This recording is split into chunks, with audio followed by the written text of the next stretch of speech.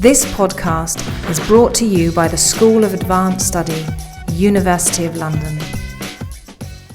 Okay, so going back to the format, Ian Birchall here will speak first on the strike internationally, with particular reference obviously to the humanitarian. Then Darryl Leeworthy will be speaking on general strike in South Wales and the West. Once that's done, we'll see if people want to have a break to do something or other. Usually I go to the toilet, we'll have a cigarette, but if they don't, we'll continue straight away with Sue Bruley, who's going to make some comments. I just got a few comments about general strike literature and overview. If we haven't had a break before then, we'll think we need a break there. And then we'll have some general discussion. We'll probably finish about 3, but we can go on to 4 if we need to. And whenever we do finish, we can go for a coffee at Birchall, just over the way for those that want to continue. I will just make a few brief comments in opening, just to try and set the scene. First point I should say is that we did resolve quite a while back not to hold events in May or June because the academic sort of year being what it is, summer term is now almost entirely taken up with marking and exams, and it leads to reduced attendances at seminars. However, this year we managed to hold 2 events in May. This goes to prove we should probably pay more attention to our earlier thoughts. But I mean, the reason is clear because it is the actual, we've passed now the anniversary of the general strike only just, and the earlier one we have was on the Easter Rising. That was actually on the actual anniversary at the end of the week. So we had kind of a reason for doing it, but it is unfortunate that we don't pick up audiences in the summer term now. That's a general kind of problem here because people are so tied up with the bureaucracy and machinery of academia. So anyway, but just to talk a little bit generally about the general strike, as it were. There's obviously a lot written about it, but I think the point I would make, and having had a wander through some of the stuff again over the last few weeks, is that the knowledge of the detailed impact of the strike, particularly perhaps on everyday life, and just how hard or otherwise the strike actually hit and what difference it made, remains, I think, quite poor and sketchy in a lot of areas. Partly I think that's because we're not in a peak general strike research period. The level of industrial disputes in the UK at the minute is rather low. I'll do my best, but I wouldn't hold out too much hope because I'm in prospect. The impetus to review the impact of one of the most significant of them, the 1926 general strike, therefore is not that great. 1976, which is the 50th anniversary, was obviously following on from a large, the largest really in the 20th century period of industrial action, and there was a lot of stuff in 1976. And maybe we'll see in 2026 on the 100th anniversary some more stuff, but there hasn't been a great deal of material out. But one book that has come out recently, Writing the General Strike, edited by Charles Farrell and Dougal McDonald, written by them, was reviewed by Ian Birchall in the January 2016 issue of the newsletter. I've got a copy of that here. Can I have a look? But it is on the web, so if you want to have a look. If you're not of an ethical frame of mind, you can download the introduction from Amazon for nothing and see what it's like. Not that I'm recommending you do that, but the book is obviously quite expensive.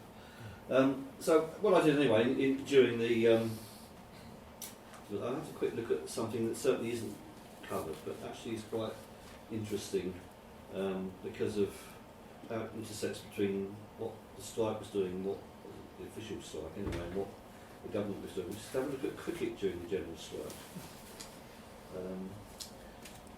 I found no evidence, first of all, that any of Geoffrey Boycott's relations were involved in playing cricket matches during the general strike, despite the fact that they were minors, but maybe we need to delve deeper. But the interesting point it was at the MCC, the Marylebone Cricket Club, who run cricket during the 9 days. Actually, despite the fact that many cricketers, particularly bowlers, came from mining backgrounds, arguably, insisted that first-class cricket anyway continue. So the duration of the strike, 4th to 13th of May, was during that year's cricket season, as it would have been this year. And there are clearly numbers of reports of strikers playing games of cricket from South Wales to Cambridge. And there are some records of miners being involved. In particular, I came across one of an 18-year-old Derbyshire miner, Bill Copson, who hadn't previously played cricket before the strike, and was persuaded to play games during the miners' lockout, which obviously went on until nearly the end of 1926. He became a fast medium bowler, made his debut for Derbyshire in 1932, went on to play for England in 1939, and obviously there was the war. Made a final appearance against South Africa in 1947 at the Oval. After that, from 1958 to 1967, he was a first-class umpire. I'm not sure if there were any other first-class umpires that have been participants in the general strike. There may have been some that have participated on the other side, possibly. But that is, in a sense, a very totally. You can just dig around online in books and find these bits and pieces. If you were to say, I'll just go and look at the article then on cricket in the general strike, you're not going to find it. It doesn't exist because there's so much kind of stuff out there about this that has not really been kind of gathered together. Some of it is actually quite interesting. So in that year, 1926, it was an Australian side were touring What was his name again? So What was the geezer's name? Bill Copson, Copson. You can find his career record on the cricketing interwebs, where they've got endless statistics. The Australian side were in England that year, playing all matches before the Test series in May. The MCC issued a statement recommending the continuation of county cricket matches as well as circumstances permit, and the provision of the best available 11s to play the Australian cricket team out of courtesy to our guests. And the Lord's Minute Book for the 5th of May 1926 records a recommendation by MCC committee to cricketers they have a public duty to continue playing. And play did continue. At Leighton, in East London, on the 5th to the 7th of May, Essex played the Australians. First day was washed out, nothing much really changes. On day 2, the Australians scored 538 to 9 declared. Day 3 it rained again. On the 7th of May, Surrey played the Australians at the Oval. Australia scored 395 to 9 declared. And Surrey replied with 265. So, that's a kind of interesting kind of, cricket did continue during the strike, and it got large numbers of people, probably including strikers, actually watching it. And of course, as we know, papers were not printed in the general strike. We'll hear about the Daily Mail, I think, but and the Daily Mail did print a continental edition in Paris.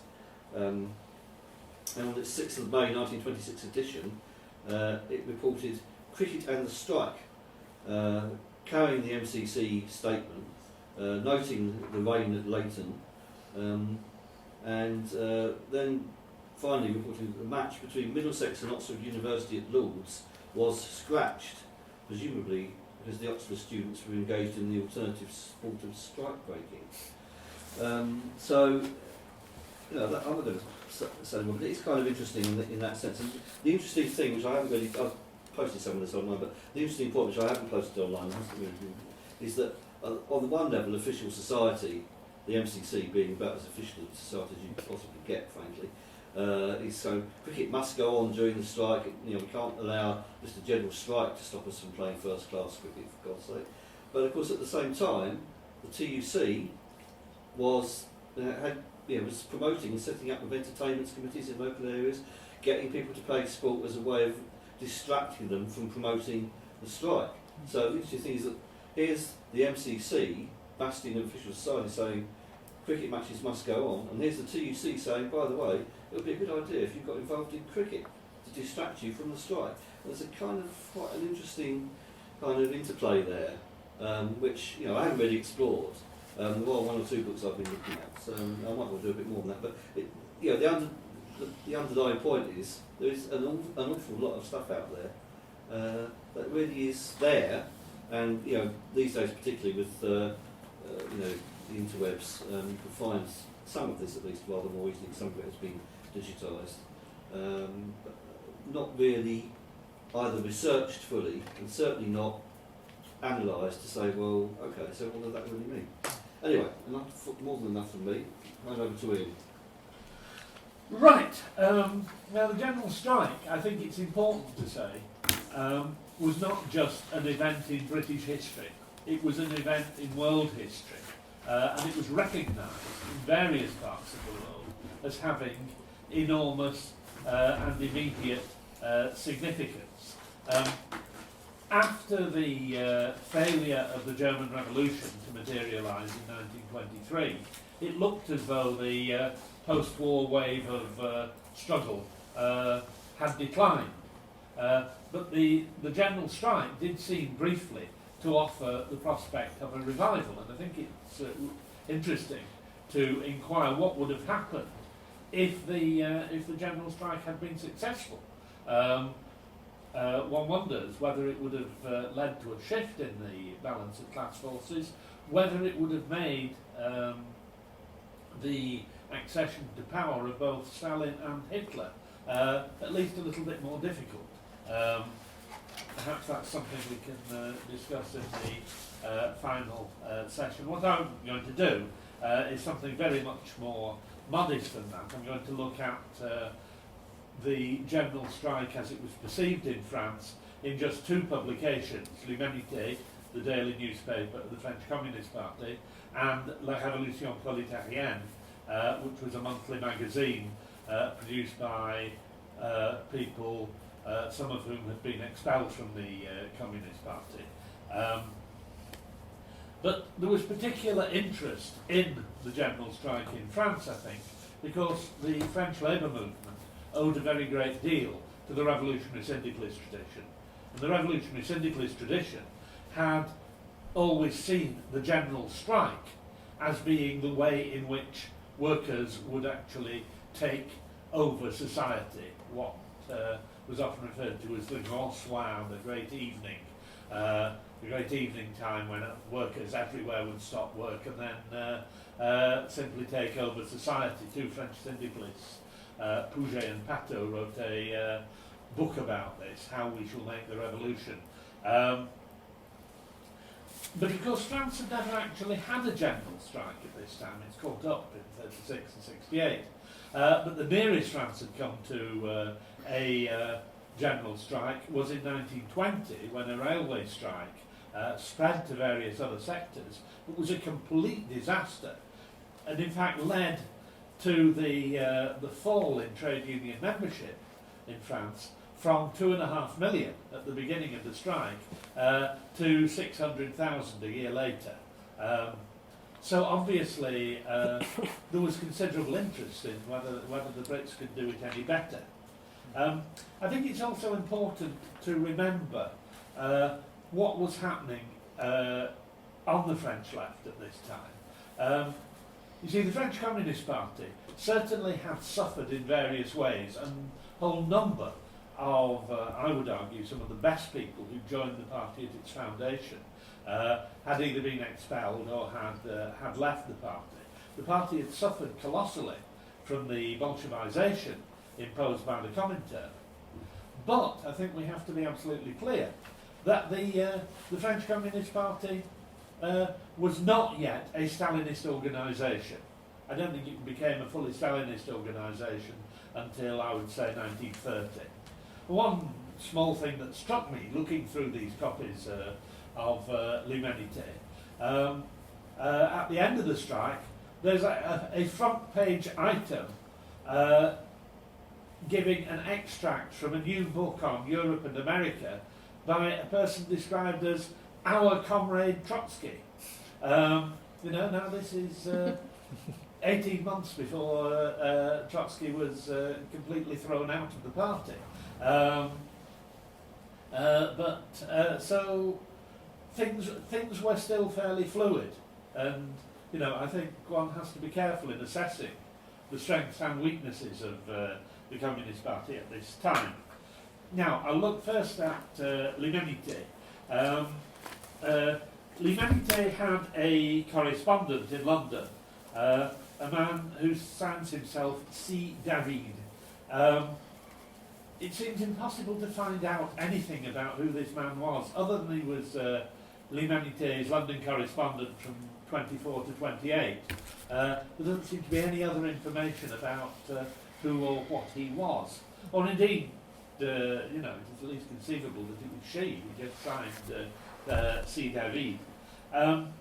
It's also important, I think, to note that there are various small details that people may find irritating in the inability of l'Humanité to get English place names correct, for example, and something even more irritating, the fact that the French seem absolutely incapable of distinguishing between England and Britain, so that the general strike was referred to throughout as the English general strike. You'll actually see that there on the top headline.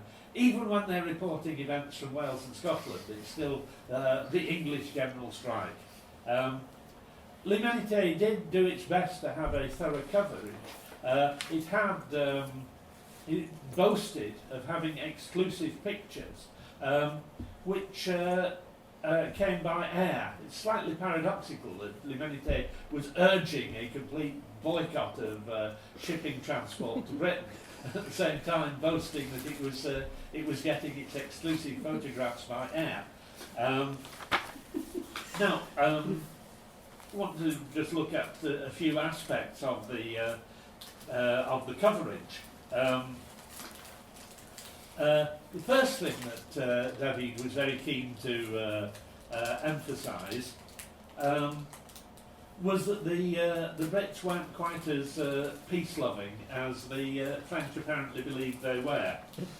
He reports, "This is happening in the peaceful, traditionalist, democratic, legalistic, constitutional England, which Bernard Shaw once said was immunised against the Marxist and Leninist virus." And he reported lots of details of action. For example, the Tottenham Council of Action stopped 65 pirate buses whose drivers and conductors immediately joined the union. Whether that's true, I don't know.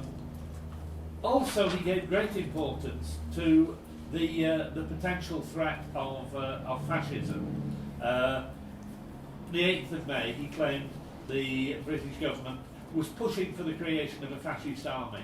There's no other way to describe enrolments for the special police. It's clear they want to arm a huge fascist anti-working class army. These exceptional measures seem to show that the government can't rely on its own army. There were also large articles every day on the front page written by leading members of the Communist Party, a number of them by the l'Humanité's international editor, a man called Gabriel Péry, who in 1941 was executed by the Nazis as a hostage. Péry was very keen to stress the international context of the strike. The English mining industry is being crushed by the modern techniques of its German and American rivals, so that the English coal crisis is only part of the great world crisis of coal production. L'Humanité also quoted from the French bourgeois press, showing that they understood what was at stake. Péry quotes Le Figaro, one of the main conservative papers in France. "If the English strike were to spread and last, it could have a harmful influence on our own affairs. The continent, and France first of all, would feel the backlash." And Péry comments, "This is admirable class consciousness," and argues that workers ought to show similar class consciousness. And one very interesting thing that is drawn out in the reports at this time, which is that, first of all, in the Saar, which was the German area occupied by Britain and France, and then later, a couple of days later, at the beginning of the general strike, in the Nord and in other areas of France, miners got wage increases because the employers were very keen that there should be no link-up between a general strike in Britain and action elsewhere. You know, the slogan of an international general strike was mentioned, but it didn't mean anything in concrete terms. I think it's interesting that actually French miners probably got more out of the general strike than British miners did. And then, of course, there was great stress on the need for solidarity action. By the 6th of May, transport of perishable goods from Dieppe to Newhaven was suspended. Goods for England were not being loaded at Le Havre. Marseille stevedores refused to load coal for England. At the same time, the Communist Party held some huge rallies in Paris under the slogan "Support the English Strike," against fascism, against war. One was addressed by Jacques Durieux, who was later notorious for becoming a pro-fascist in the course of the Second World War, but who at this time was a rising star of the French Communist Party. He played a leading role in agitating against the Rif War. And he argued in his speech that the whole of Europe was becoming unbalanced.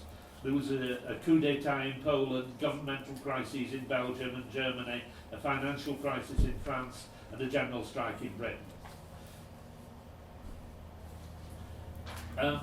Now, there was one great problem, which is that although undoubtedly the people writing in Humanité were quite genuine in their call for solidarity action, solidarity action was not that easy to obtain, precisely because the French trade unions were very weak.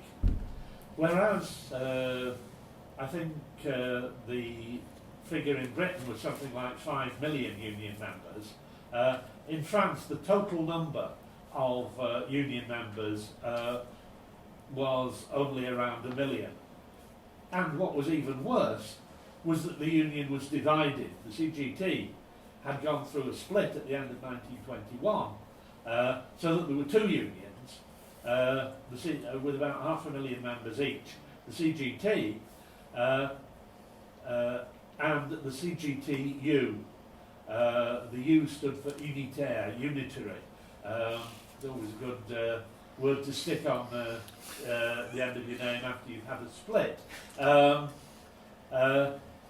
And anarchists, syndicalists, and the Communist Party were active in the CGTU.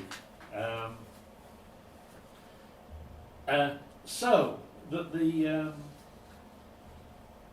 position of the Communist Party, quite correctly, I think, and in the traditions of the Comintern since 1921, was to call for a united front, to urge the CGT and the CGTU to get together and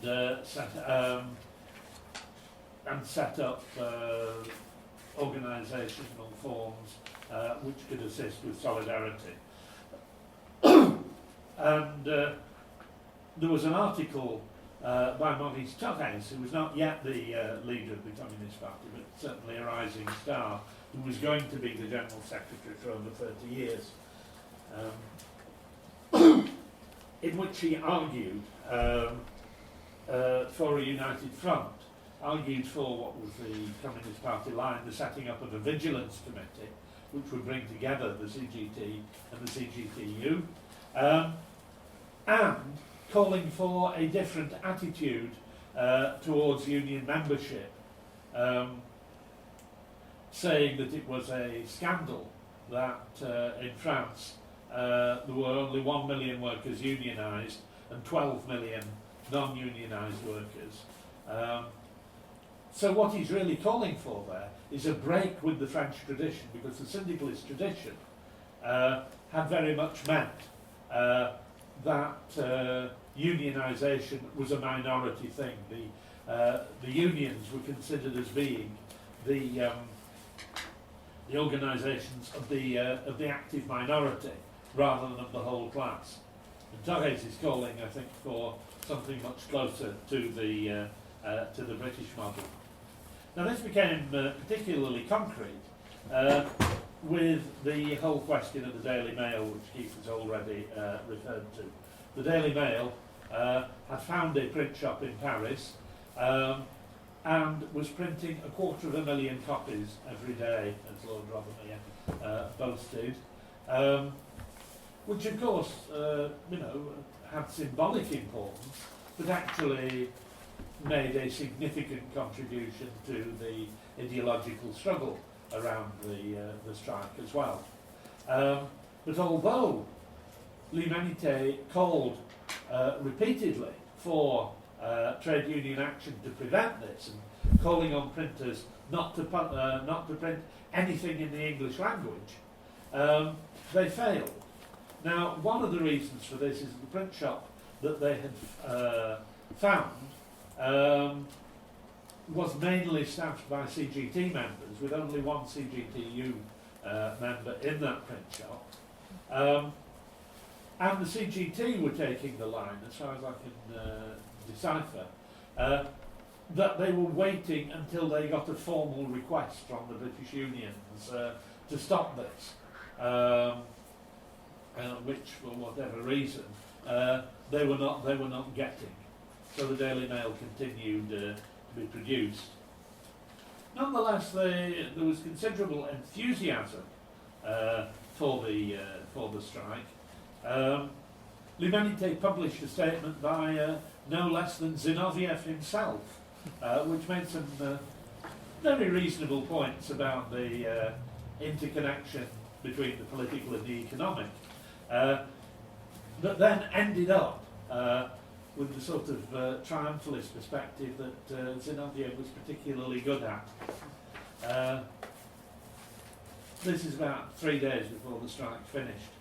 There is now no force in the world capable of stopping the rapid Bolshevization of the vanguard of the English proletariat and the development of the revolutionary spirit and communist ideas in the English working class.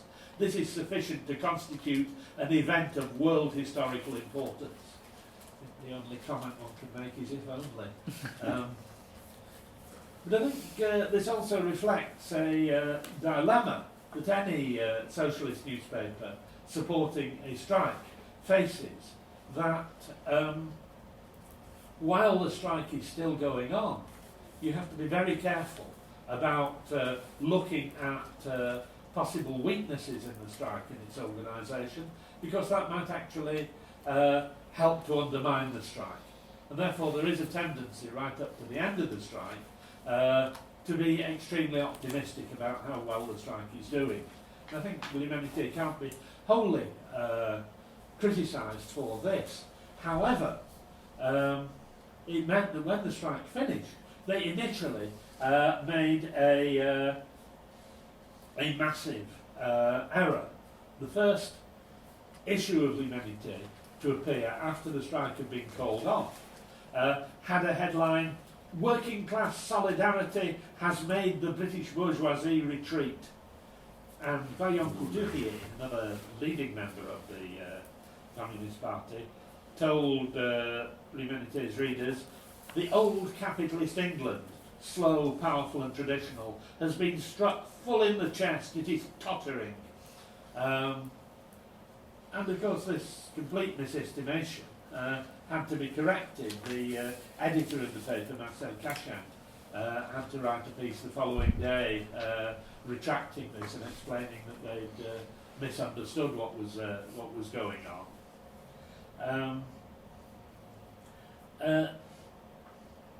L'Humanité then sent a special reporter, a man called Vital Gaiman, to England, and he wrote a set of 5 substantial articles which appeared prominently in l'Humanité, and which largely reflected the positions of the Communist Party. Gaiman's interest seemed to be largely in how the strike was ended and in looking at the role of the General Council. He said the TUC had capitulated without reasons, without anything in the objective situation of the strike being able to justify their treachery. And he notes the absolute contrast between the attitude of the leaders of the trade union movement and the magnificent class consciousness shown by the proletarian masses. But he claims the alternative leadership that's needed was going to come from the Communist Party. And he did an interview with Bob Stewart, who was the party secretary, and quotes him as saying, "The workers have realised that the only people who saw things correctly were the militants of the Communist Party and the minority movement. In battle they have learned to know us by fighting alongside us. Now the Communist Party and the minority movement will recruit proletarians who have learned from experience." Once again, perhaps a little over-optimistic. Now, just a few words about La Révolution prolétarienne. La Révolution prolétarienne was founded at the beginning of 1925 when a number of people were expelled from the Communist Party, including Alfred Rosmer, who had played a leading role in the early years of the Communist International. He'd been on the executive of the Comintern and had played a leading role in forming the Red International of Labour Unions. He was expelled together with his close colleague Pierre Monat. Rosmer and Monat had been involved before the war with a publication called La Vie Ouvrière, which was a syndicalist magazine that, although had a limited circulation, was quite influential in France and internationally. And they had been, initially, at the outbreak of the First World War, just about the only nucleus of people opposing the war. Monat and Rosmer were expelled, basically over their line on the British Labour government in 1924, when the general line of the Comintern, largely inspired by Zinoviev, I think, was that all that was necessary was to denounce the MacDonald government, and the workers would very rapidly flock to the banner of the Communist Party, whereas Rosmer and Monat had argued for the need for a much more systematic united front strategy. So the Révolution prolétarienne was a small magazine. It appeared once a month with 32 pages, but it did have quite a high level of analysis. Before the strike started, Alfred Rosmer wrote a piece on the strike. He argues that the mine owners wanted war. He said the Baldwin government would have preferred a compromise, but the Baldwin government was only the chargé d'affaires of the industrial magnates and had to do as they wished. Now, although La Révolution prolétarienne didn't have anything like the resources of l'Humanité, it did have a British correspondent. And that British correspondent was a man called Raymond Postgate. Postgate had been a founder member of the Communist Party. He'd been editor of The Communist, its publication, but he'd left in 1922. It's not quite clear to me how he could come into contact with the group around La Révolution prolétarienne, but he made a number of contributions. In particular, he wrote a long article in the June issue in which he basically argued the strike was a failure, but the workers had not been defeated. The workers had not been defeated because their organisations are stronger than ever and have not lost an inch of ground. What's particularly interesting in his account is the fact that I think, like many ex-members of organisations, he had a particularly sour view of his former comrades, and he looks briefly at the argument about what the role of the British Communist Party had been, and his answer is that it had played no role whatsoever. The Communist Party, which has 3,000 members out of a population of 45 million, had no influence whatsoever on the movement. According to instructions from the centre, members were supposed to forget that they were communists and behave as ordinary trade unionists. They followed these instructions loyally.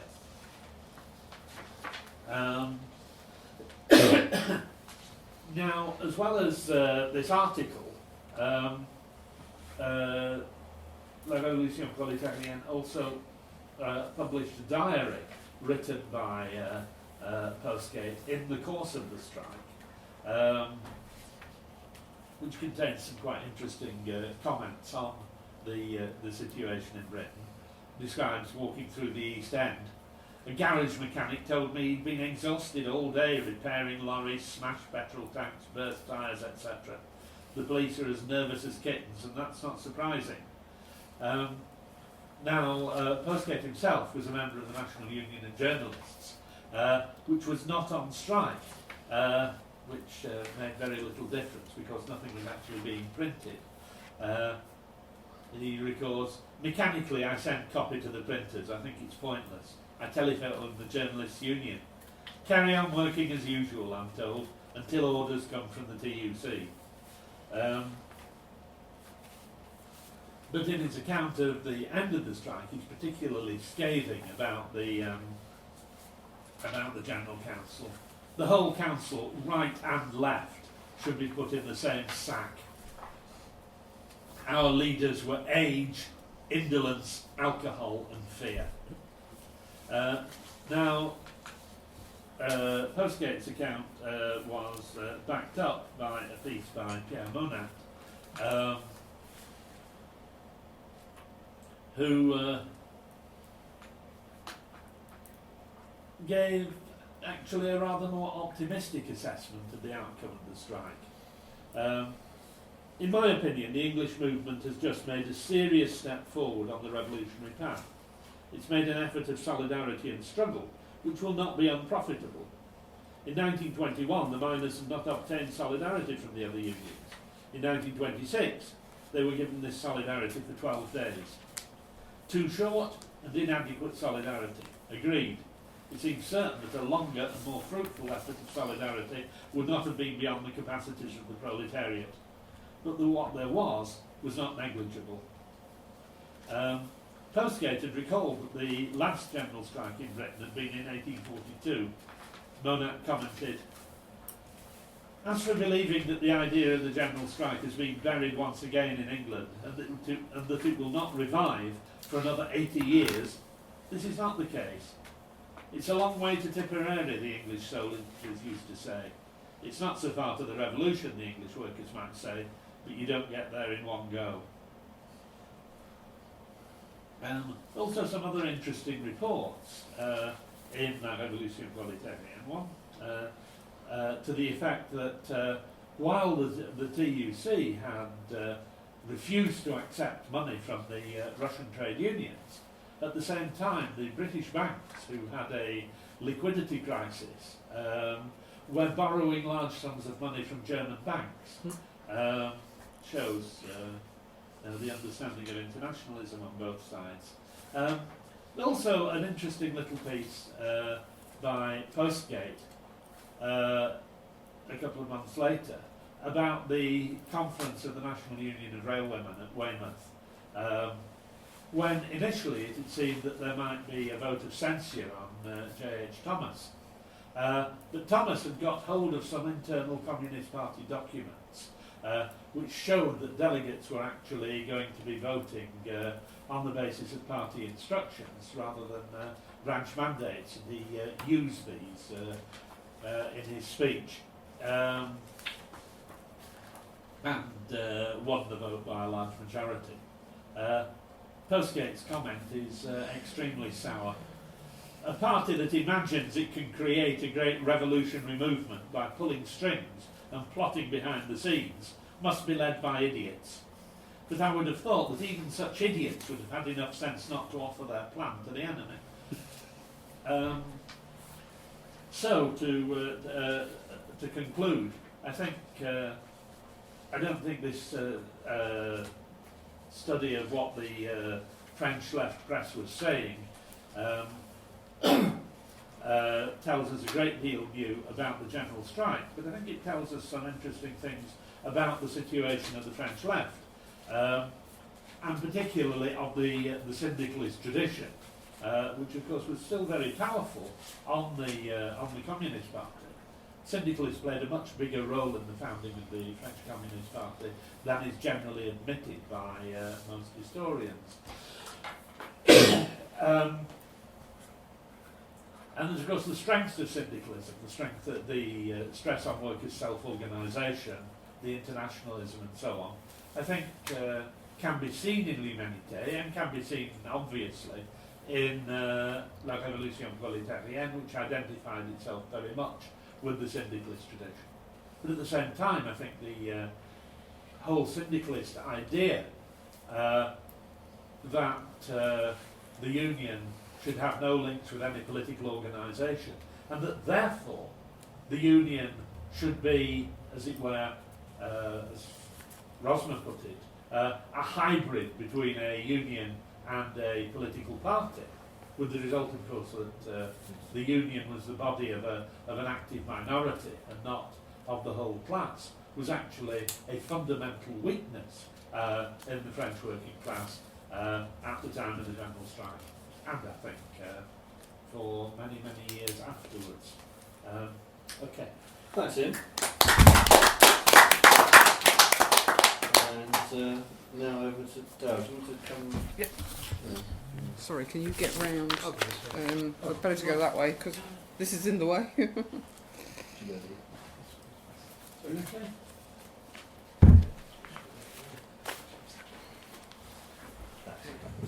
Anything up on the... No. Just stick with the humanitarian? Yes. It's more interesting. We can even change the date if you like. No, we do. Yeah, we'll change the date. We've got another. Just proving Ian's point about the...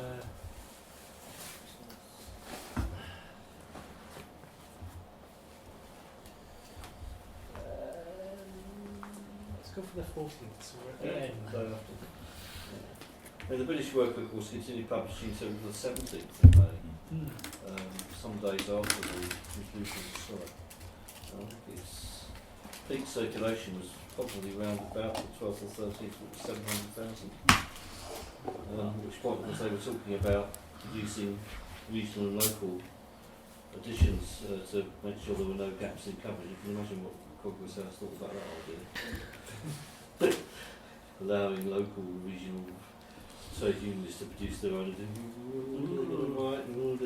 Well, my lot got really grumpy because they didn't get enough copies. Okay, anyway, over to you now. Okay, a useful quirk of putting on the 14th there is that we get a nice picture of Jimmy Thomas and AJ Cook. So that kind of sets the scene for us.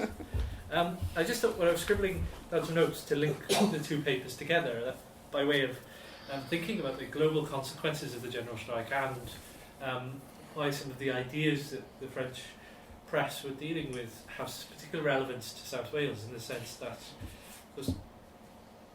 Cook, Noah Ablett, S.O. Davis, Bill Mainwaring, all of these people who had been writing the Miners' Next Step and promoting it in the 15 years or so since it had been written, had moved up through the ranks of the Miners' Federation. Of course, Cook is at the upper echelon by this point. So those syndicalist ideas very much sat within this coalfield. The other side is the money and sensitivity to the general strikes flowing in from all over the world. And this is an area where we really don't have any real sense of what's going on from the English language press, let alone from press in other languages. For instance, in 1925, the Cape Breton coalfield, there's a big strike and come lockup there. And just as they're recovering, in 1926, they're putting money in a pot to send across to Britain to help support the coalfields in Britain through their general strike. So there are all these connections to pull through at some stage. And with increased digitisation, I think we can get to that stage. But it's curious that in the English language world, at least the Labour press is always the last thing to be digitised. So that's a thing that we might have to go somewhere to do this research rather than wait for it to prop up online. So, I think whether or not there was a general strike in 1926, the miners had been pushed into a corner and felt themselves at this stage, well, we either fight or we're going to be defeated again. And so the South Wales coalfield, which is both the radical heart, I suppose I would say that, wouldn't I, of the British coal mining industry, but also the place where so many of the key figures at this point come from, had been at boiling point for years by 1926. And so my point is always that 1926 is the end of a sequence of events that happened here, rather than, and it's really an ending of that sequence, rather than anything else. You'd had the big anthracite strike in 1925, which paralysed the western half of Glamorgan and eastern Carmarthenshire. It's often forgotten about, but it was a signal of what was to come. It was a direct battle between a big coal combine and the workers in that area. Lots of police sent in to Carmarthenshire and the western Glamorgan too. Hal Francis, who's about the only historian who's looked at it, wrote in the 1970s that events in the anthracite gripped the imagination of the British Labour movement and must have struck fear and horror in the hearts of all those bold shareholders who had sunk their capital in the new coal combines of West Wales. All across the coalfield, politics were polarised, pitching the Labour movement against a wide spectrum of opponents, not just the obvious, like the Tory press, the Western Mail, if you like, and Conservative voters, but also chapel ministers and the whole arrangement of liberal forces that had once sat side by side some of the Labour people.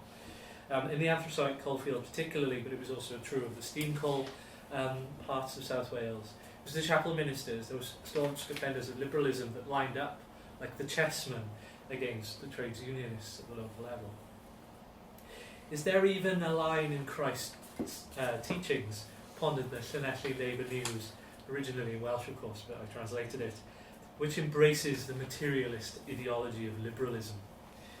Now, it's a partial source, but I think it's a myth-shaking one as well, because if you think of a Victorian Edwardian Wales, you think of chapels, you think of that sort of stuff. But here we are, the tension and lines of contest between the chapel and the worker. But the chapel, if not personal faith, seemed, as I say, increasingly at odds with the social and political and economic, I should do it on paper, economic environments in the 1920s. I've always thought it was such a pity that so many of our people left the Christian church and chapel following the 1921 strike. Interestingly, he calls it a strike, not a lockout. Wrote Cliff Prothero, a miner from Ynysybwl and later Glynneath, and later the organiser of the Labour Party in Wales. They no doubt thought they had been let down by religious leaders. So, the events of 1926 can then only be properly understood by looking backwards to 1925, to 1921, to 1920, to 1915, 1917, I skipped over the most important date of all, of course, to 1912, and of course to 1910. And even since we're talking about South Wales, we should really go back to 1898 and the year that the South Wales Miners' Federation was founded. This longue durée perspective, everything's French today, isn't it? Is important because 1926, as I said at the beginning, like 1984, is an ending point. It's a pivot into something new. As a consequence of what happened in the general strike and lockout of 1926, the South Wales Miners' Federation had to be rebuilt from the ground upwards. The process took place alongside the turbulent events of the Depression and necessitated action against an insurgent employers' union, the South Wales Miners' Industrial Union, which was the first direct opposition to the South Wales Miners' Federation on its own terms. Of course, it had opposition from other sources, but never an alternative union before. And of course, this rebuilding culminated in the broad success of the Popular Front in South Wales and the election in 1936 of Arthur Horner to the union's presidency. Now, what came before 1926 was no less fraught, of course, combining government betrayal of the Mining Industry Act in 1920, industrial defeats, the enormous power of the combines like Powell Dufferin and the United Anthracite, and the Ocean and National Coal Company too. But at the same time, the miners were caught between an emerging leadership, like Cook, and who largely came to power around or shortly after 1926 in that rebuilding process, and then that existing older one, of which we might put Jimmy Thomas as a kind of figurehead, seeing as we have the two on the board there, even though he's in the railwaymen rather than the miners' union. He's a useful figure to symbolise the two. Into the mix are the syndicalist ideas of the Unofficial Reform Committee and the Miners' Next Step. And the sequel to the Miners' Next Step, the name of which I've forgotten, but it's published shortly after the First World War. Then we have the impact of the Communist Party and the genuine endeavour for constitutional and economic reform that was present within the labour movement too. I think this is something we forget about. And that's present particularly within the women's movement of the labour, within the labour movement. So the Women's Cooperative Guild, for instance, are constantly talking about proportional representation, constitutional change, and altering Britain to better represent the people, and all of the people, not just male workers. The Women's Cooperative Guild actually are quite interesting, because during the Pontypridd, in the Pontypridd area actually, they paid into a fund at a rate of £0.5 a week, and this is in the minutes, literally to help rebuild the South Wales Miners' Federation from December 1926 through to December 1927. So you can see how all of these perspectives are intimately connected. And I haven't really talked about the general strike yet very much at all. So, how do we make sense of this pivoting moment if we think of 26 as a pivot? I think we can do it in three ways.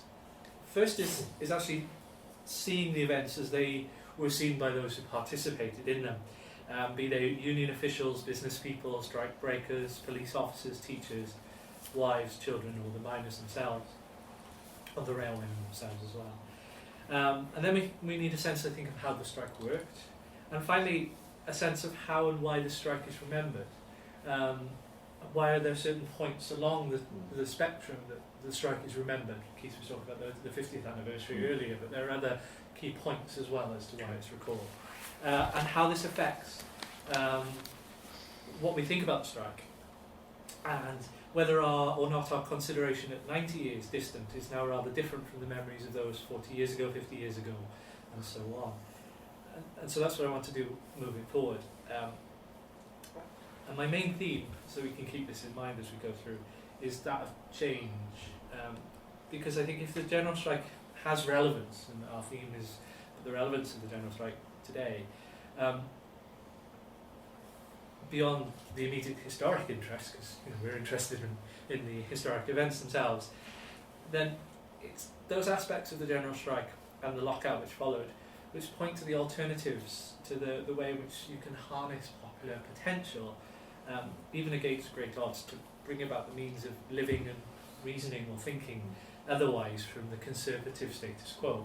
And it's interesting, isn't it, we're talking about the general strike at the moment, when he came into power, David Cameron was always talked about as having Stanley Baldwin as his hero. So it's an interesting sort of parallel between then and now. So, Stan Aubrey, who later became the Labour MP for Bristol Central, was from 1945 to 1964, was at this time, in 1926, the District Secretary for the Transport and General Workers Union in Barry, He'd been in the Dockers Union, and of course they merged in 1922 to become the TGW, sorry. And now in his pocket ILP diary for 1926, he records his constant shuttling back and forth between his home, between Cardiff, Narth, Swansea, and the coalfield. Meetings, rallies, open-air speaking, this is all of the stuff that's going on. Not everybody's playing cricket to distract themselves. And this is the means of the union officials to build the momentum of the strike. So if we quickly run through the diary entries for early May 1926. Monday the 3rd of May, Cardiff, meeting of officers RE General Strike. Branch meeting, strike declared. Tuesday the 4th of May, Wednesday the 5th of May, the strike continued all day. Thursday the 6th of May, Skewen, meeting of men at Llandarcy. Now you might be wondering why they've gone to Llandarcy, but Llandarcy is actually home to Britain's first oil refinery, which opened in 1922. So it's quite an important place that they've gone to. Friday the 7th of May, meeting at Morriston, meeting at Skewen. Saturday the 8th of May, paying strike pay, trouble. It doesn't say anything what kind of trouble it is, just literally trouble. Sunday the 9th of May, strike continued all day. Monday the 10th of May, addressed women, visited Clydach, Pontardawe, Ystalyfera, Ystrad Gynllais and Aberafon. Tuesday the 11th of May, addressed meetings at Waenarlwyd, Gowerton and Penclawdd. Wednesday the 12th of May, mass meeting in Park to close strike. Thursday the 13th of May, address meeting of railwaymen, mass meeting of transport union members. Now, that's not actually very interesting at all, is it? It's not very exciting. And they're very clipped entries in his diary. So they don't record very much about what Stanhope was doing particularly, or even the ways in which the strike operated in the areas that he's visiting. But nevertheless, they give us a good indication just how busy union officials were. And he's not in the miners' unions or the railwaymen's union. He's in the dockers' really. And it gives us a sense of the priorities of the strike in areas outside of those sort of railway hubs or coalfield hubs, even in an area like South Wales, so it's quite useful. Now the other side then. In nearby Bridgend, Edward Lovelock, who was an architect and the district surveyor for Penabont Rural District Council, had been appointed by a secret and confidential letter marked on the envelope by Ifbid Thomas, the chair of the Cardiff Area Volunteer Service Committee.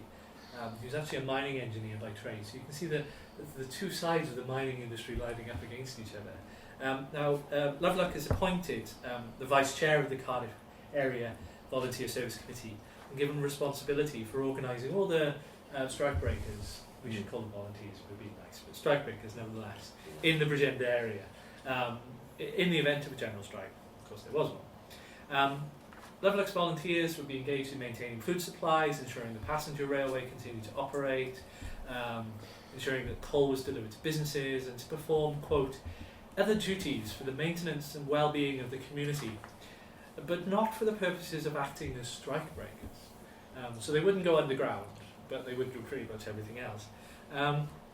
In total, Lovelock was able to recruit 187 volunteers, and most of them as we might expect them to be, either middle class or on their way to being middle class. So you have solicitors, teachers, students, accountants, and so on.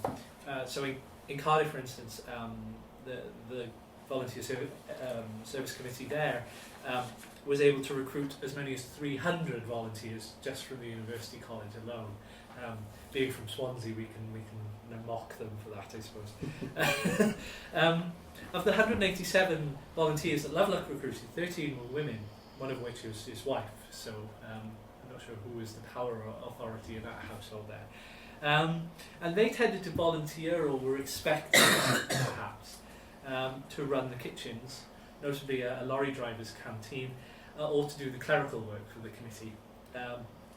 So far, then, this is as to be expected. These volunteers were those who were, as Rachel Saltzman's put it in an interesting book on the strike breakers, performing a lark for the sake of their country, which is the title of her book, actually.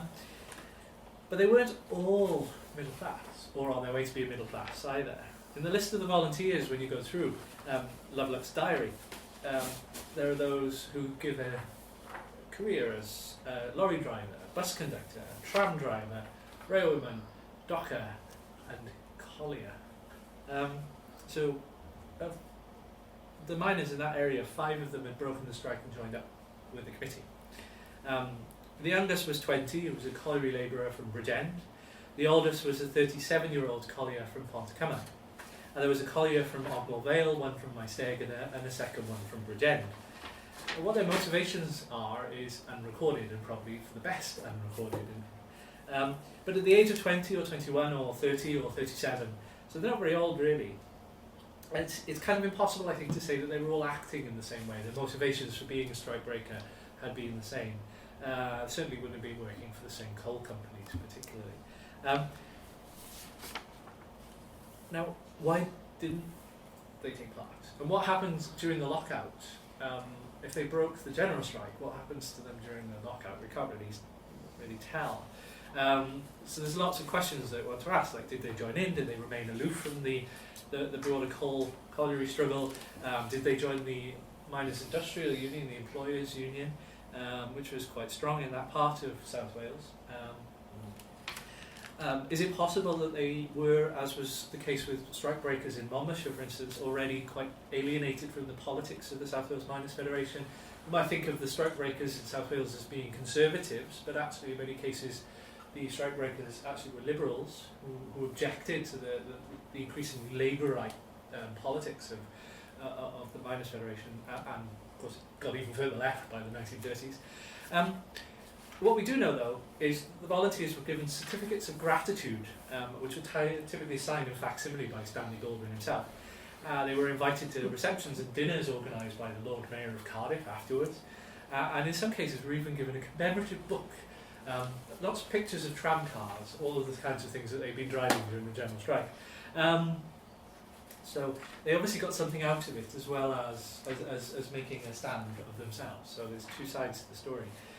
Now, not far from Bridgend, in Pontyclean, the local police sergeant kept a strike journal which has survived, and it actually illustrates some of the operative successes of the strike breakers. The way in which supplies were maintained, albeit with the police's assistance, of course. But it also gives us an indication of tensions within the communities, even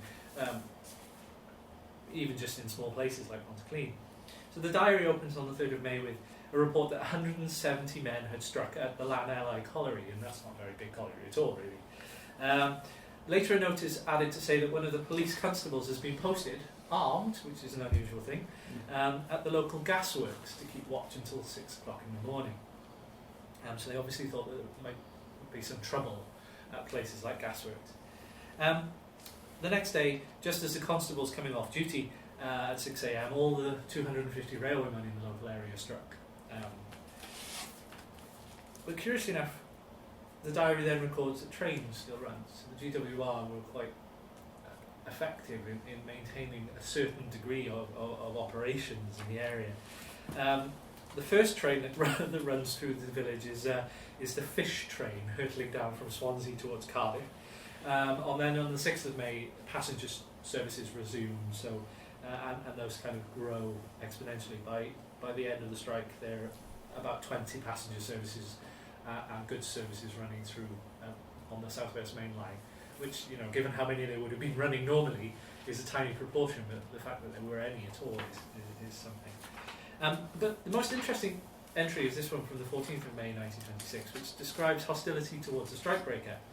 So if you imagine, if you will, a fish and chip shop late at night, and the smell of vinegar and salt and fat fills the air, and outside the shop, 2 miners are leaning against the wall eating their chips.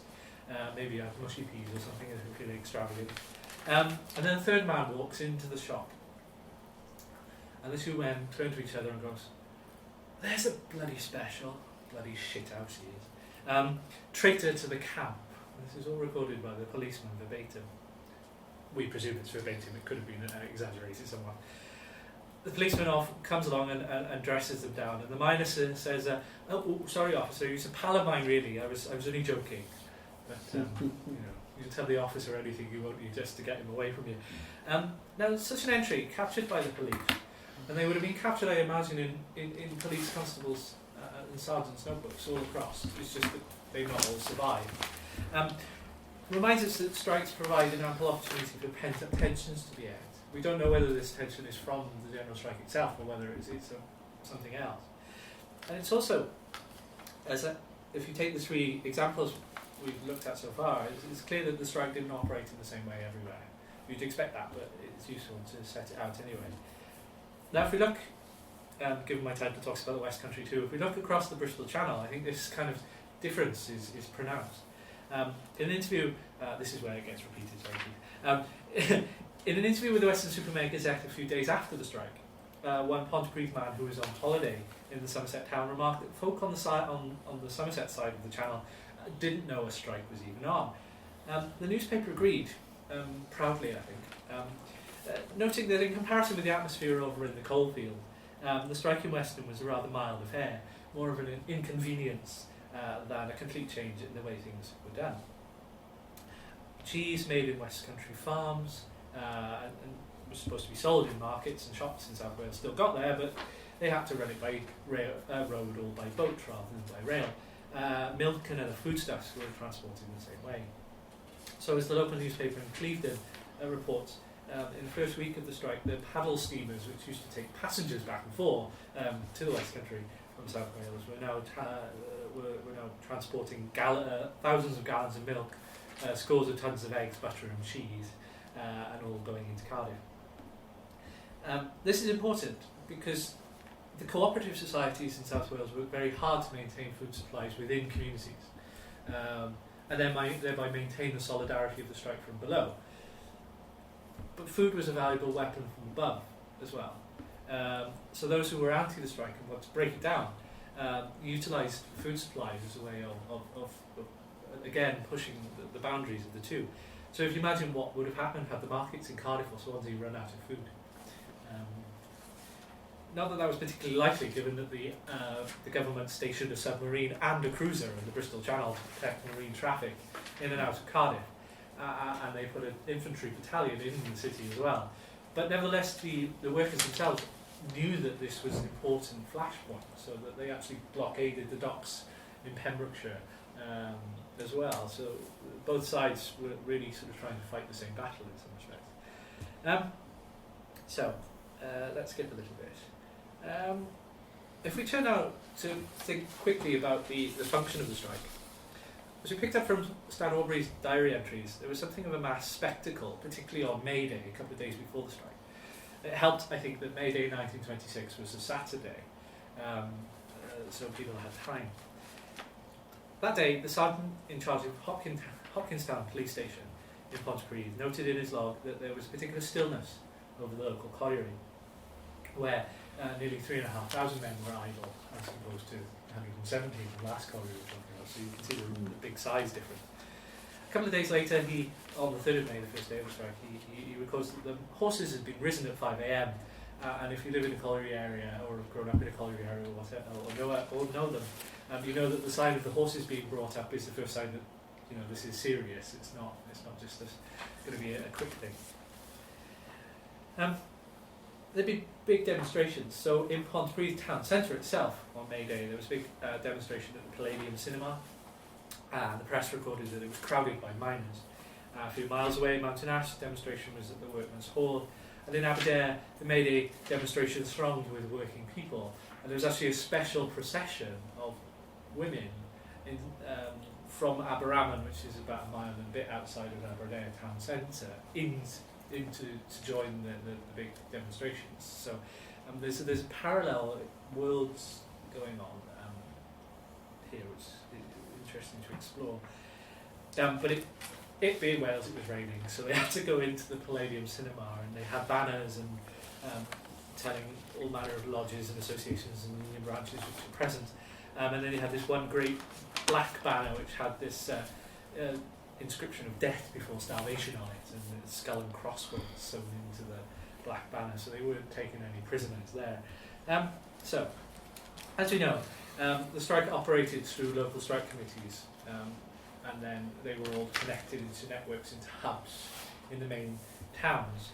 So the Ynys strike committee, which was primarily organised by the Colliery Lodge there, and dominated by the lodgemen, the officials of the lodge, connected up with the Central Strike Committee in Pontypridd and in Mountain Ash. They're connected two ways. Because Ennisable is a self-contained village, the strike committee were able to blockade the road, and so they could control traffic coming in and out, and maintain. And they work closely with the local authority, which is run by the Labour Party, of course, almost exclusively, and with the cooperative society to maintain food supplies, to maintain order, to basically almost assume some of the responsibilities of local government at that local level. Within Pontypridd itself, you have the Central Strike Committee, which is basically set up by the Trades and Labour Council, and the officers of the Trades and Labour Council assume the responsibilities of being the officers for the Central Strike Committee. And at its heart is Arthur Pearson, who actually is a chain maker of the Brown Lennox chainworks rather than a railwayman or a collier, and would become the MP later on in the 1930s, and would still be the MP in the 1950s and 60s really. But the fact it's him taking charge of the Central Strike points to the fact that the General Strike has a much more universal impact in colliery villages and colliery towns than it might do, say, in Cardiff or possibly in London or even in Oxford, say. Indeed, when I looked at the minute books of the Aberdare branch of the National Union of Teachers, I actually discovered there'd been no executive committee meeting between March and September 1926, simply because the teachers themselves were so busy running soup kitchens, school feeding, and running their own relief funds to support the schools. Now here's the interesting thing. The strike committee was based at the Trades and Labour Council offices in Mill Street in Pontypridd. The Mill Street had the post office, the TL, the Trades and Labour Council office, and the police station. So you had both sides, authority and workers' authority, sort of arrayed against each other. And they'd been stockpiling petrol so that they could run their own dispatch organisation. They had their own intelligence committee.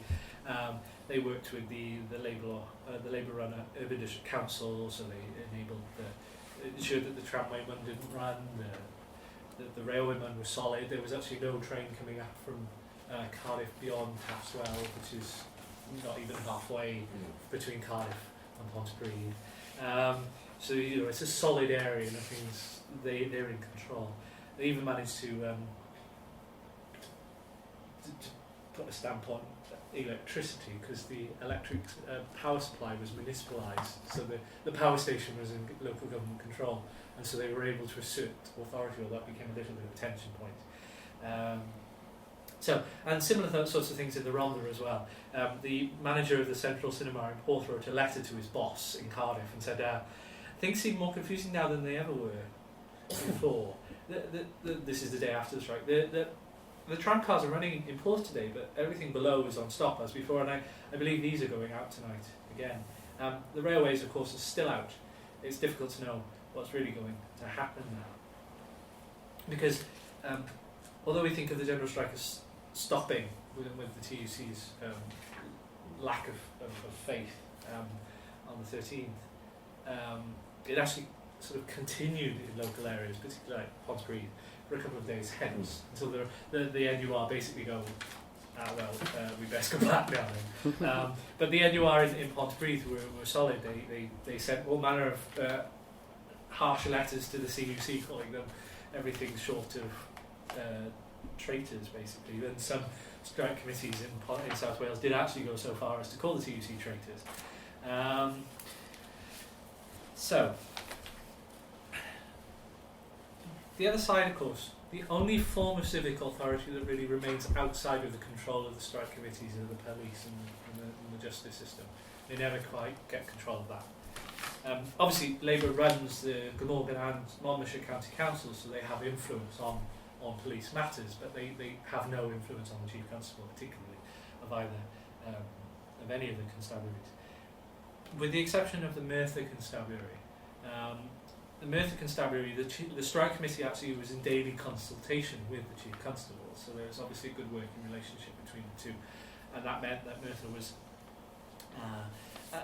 as you say, and the police actually actively assisted the strike committee in organising sports events and concerts, and the Chief Constable wrote later, thus keeping strikers off the streets. is exactly what they were trying to get at. As in other areas like Breconshire, which actually fringe some of the colliery villages on its southern border, there was a degree of picketing, but the pickets were officially allowed by the police, so it wasn't exactly like they were breaking any rules.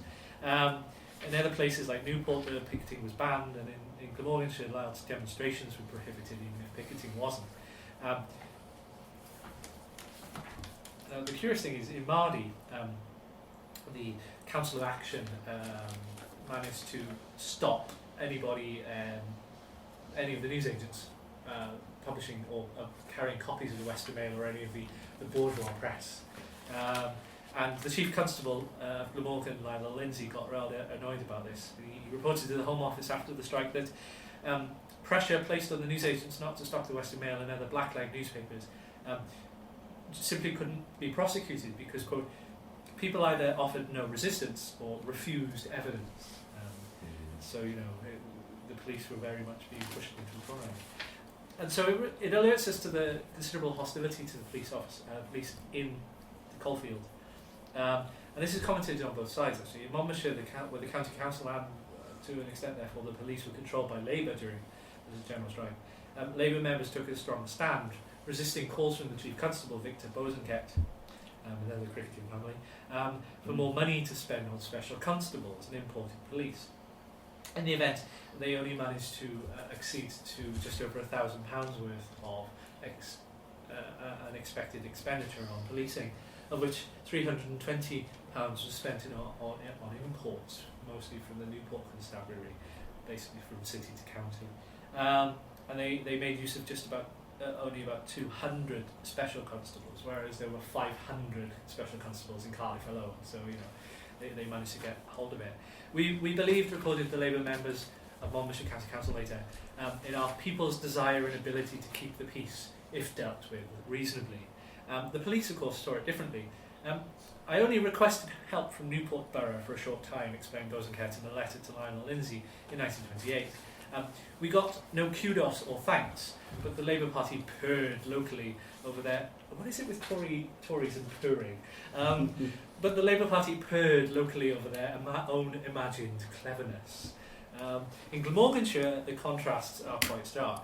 The cost of imported police ran to over £36,000, which is the equivalent of about £2 million of unexpected expenditure in today's terms. And if you told a council they had to spend £2 million that they hadn't budgeted for today, I think they'd have your guts for garters. So to understand what's going on, we could look into some interesting records, mainly from the Joint Standing Committee, which is looking after the police and controlling it. These tell us that a first-class police reserve was called up by Lionel Lindsay, and although it doesn't give the exact figures, it must have been quite substantial, because even as late as late June, there were still 99 special constables still on active duty, when they're supposed to have been drawn down straight away after the strike. And we know that the Chief Constable frequently resorted to specials and imported police. The final authorised figure still on duty at the very end of the lockout, by which time it's collapsing in November 1996, was 447 imported police and 240 reservists. It's huge figures going on. And they did all manner of nasty things. So Arthur Pearson, as I was talking about earlier, actually had his house raided on the 15th of May, a couple of days after the end of the strike. Luckily, he got wind this might happen, and he left his dispatch bag with a mate, so the police found nothing. But you can imagine that something would have happened had they found some stuff there. Here's the figures then. In 1921, during the lockout in 1921, Lionel Lindsay imported within the 3 months, 449 imported police from West and East Sussex, Wiltshire, Dorset, Devon, Cardiganshire, Gloucester and Norfolk. So, he's going to be pulling in people from all over the place. Now, my last theme, very, very quickly, is why and how and when people remember.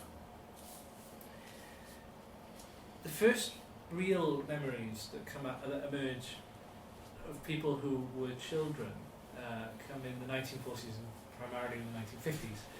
Those of you might remember Gwyn Thomas, who was a broadcaster years and years ago.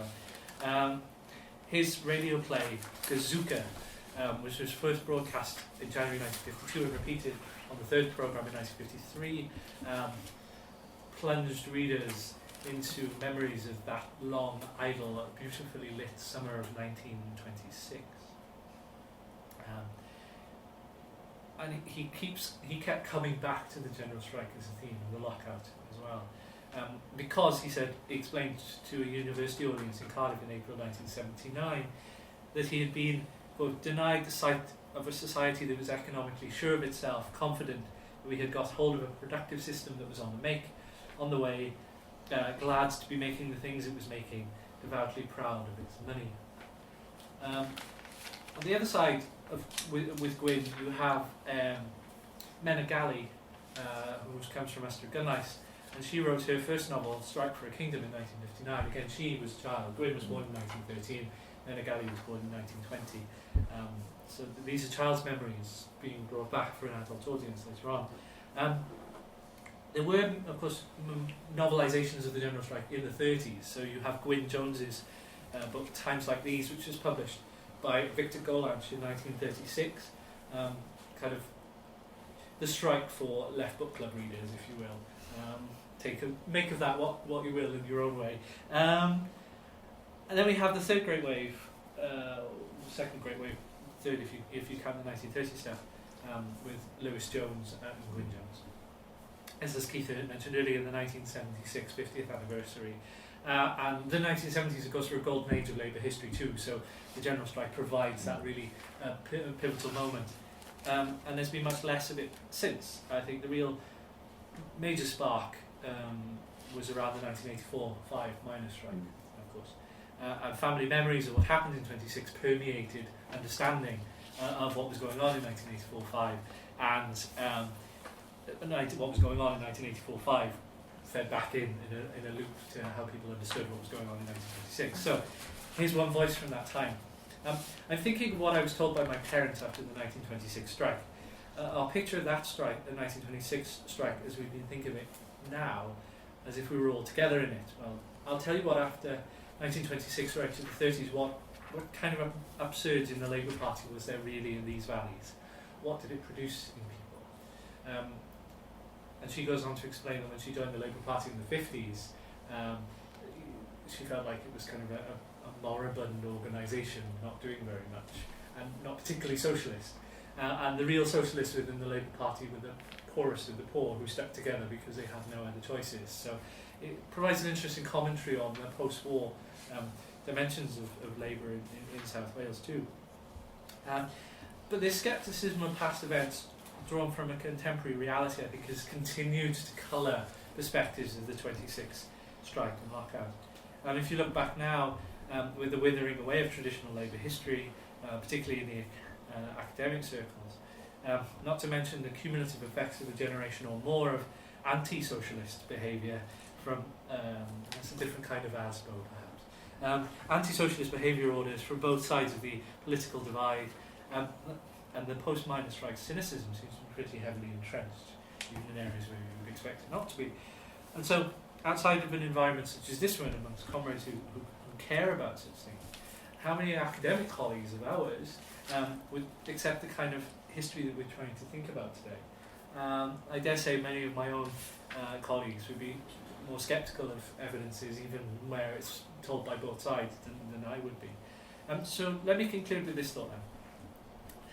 To be a leftist, writes the Canadian historian Ian Mackay, means believing at a gut level it doesn't have to be this way.